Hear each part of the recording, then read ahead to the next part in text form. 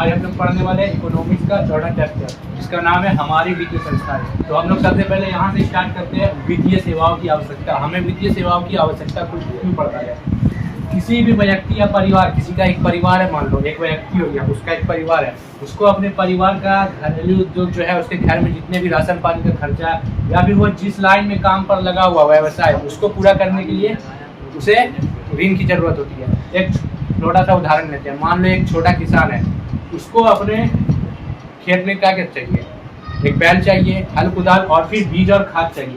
तो उसके लिए उसे डेब्ट लेना पड़ेगा, जिसको हम लोग ऋण या फिर कर्ज बोल सकते हैं। तो यही कहने का मतलब है, व्यक्ति को एक परिवार की अपनी आवश्यकता पूरा करने के लिए कर्ज लेना पड़ेगा।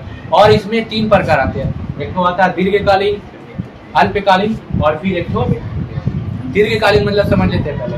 दीर्घकालीन जैसा कि नाम से लग रहा है, दीर्घकालीन मतलब लंबे समय तक जो टिकाऊ हो। और फिर अल्पकालीन यानी कि छोटे समय तक, मान लो छोटे समय तक मतलब 1 वर्ष के अंदर या फिर पक्का पक्की हम लोग एक वर्ष के लिए कर्ज ले सकते हैं। और फिर दीर्घकालीन हम लोग जितना भी ले सकते हैं, 10 साल मान के चलो मोटा मोटी। और फिर एक वो आता है मध्यकालीन, ये बीच का मामला है, यानी कि इसमें ना ज़्यादा देर होना चाहिए ना कम। और ये मध्यकालीन जैसे कि हम लोग नाम भी जानते हैं, भारत का इतिहास भी है मध्यकालीन। तो दीर्घकालीन का मतलब हम बताए देर तक, ज़्यादा से ज़्यादा 10 साल होना चाहिए। और फिर अल्पकालीन 1 वर्ष या फिर उससे कम के लिए ये डेब्ट है, यानी कि कर्जा ऋण लेन देन हो सकता है। तो ये हम बताए व्यक्ति या परिवार का मामला हुआ। अब फिर हम लोग आगे बढ़ते हैं, व्यावसायिक संस्थान।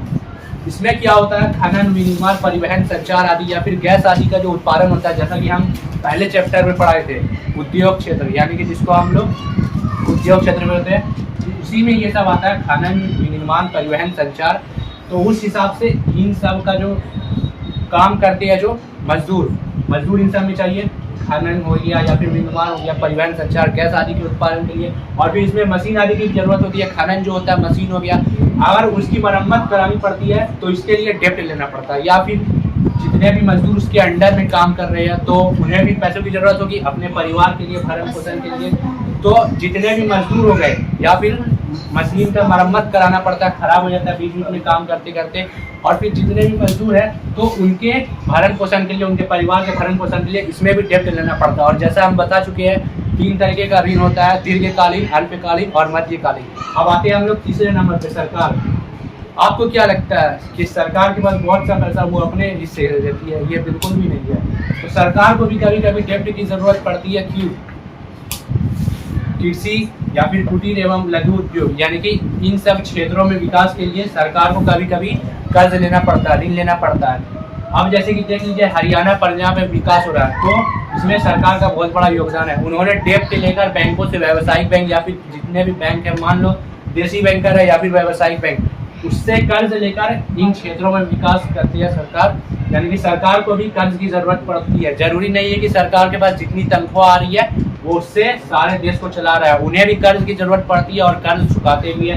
जैसा कि हम बता दिए, 3 प्रकार का कर्ज होता है, अल्पकालीन, दीर्घकालीन। दीर्घकालीन यानी कि लंबे समय तक आप कर्ज ले सकते हो, अल्पकालीन 1 वर्ष या उससे कम के लिए आप कर्ज ले सकते हो, तो इसको डेब्ट भी कहते हैं। अब हम लोग आते हैं भारत की वित्तीय संस्थाएं। तो इसमें जो हम बताए वित्तीय सेवाएं या फिर संस्थाएं, तो उसको 2 भागों में बांटा गया। एक मुद्रा बाजार यानी कि मनी मार्केट, और दूसरा पूंजी बाजार, कैपिटल मार्केट। तो हम लोग समझ लेते हैं पहले मुद्रा बाजार क्या है।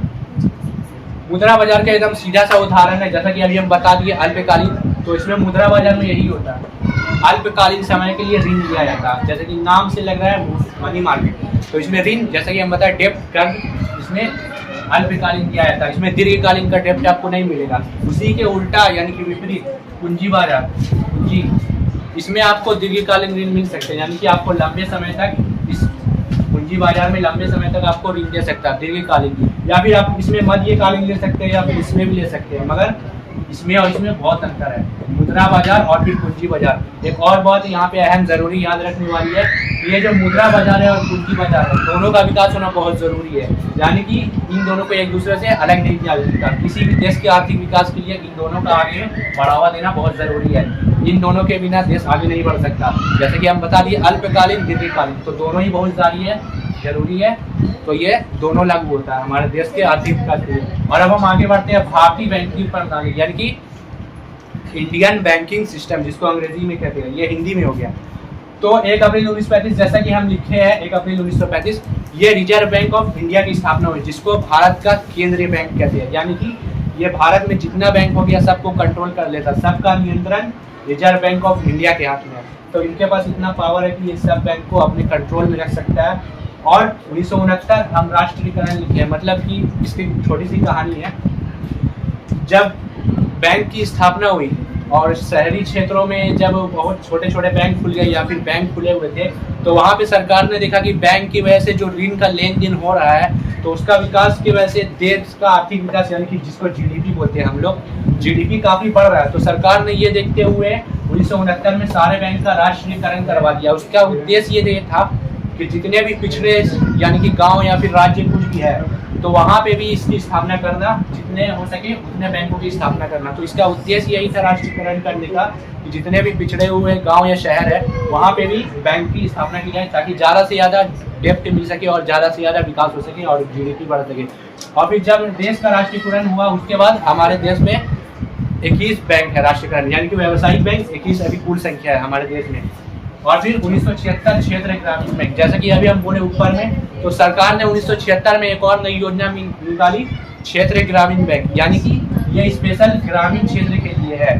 जैसा कि गांव में होता है ग्रामीण क्षेत्र, तो उधर में विकास के लिए सरकार ने एक स्पेशल योजना सोचकर 1976 में क्षेत्र ग्रामीण बैंक की स्थापना की। इसका उद्देश्य है जैसे कि छोटे छोटे किसान है या फिर छोटे कारीगर है, उसको कुछ अपना करना है, तो उस हिसाब से इन्हें ऋण लिया जाता है और ऋण पत्रों की गारंटी दी जाती है, यानी कि आपको उसमें वक्त भी दिया जाता है। तो इस हिसाब से सरकार ने क्षेत्र ग्रामीण बैंक की स्थापना की, जिसका स्थापना 1976 में हुआ।